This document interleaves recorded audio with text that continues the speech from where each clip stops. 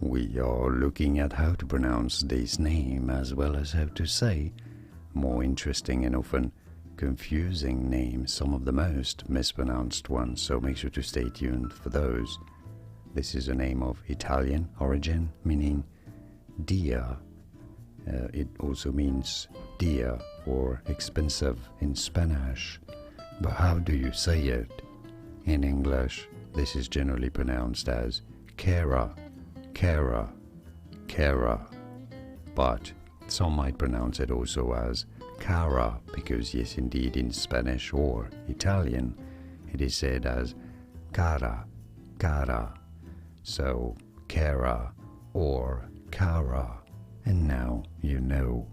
More videos here on how to pronounce more interesting names whose pronunciations aren't always obvious. Do you know how to pronounce those correctly?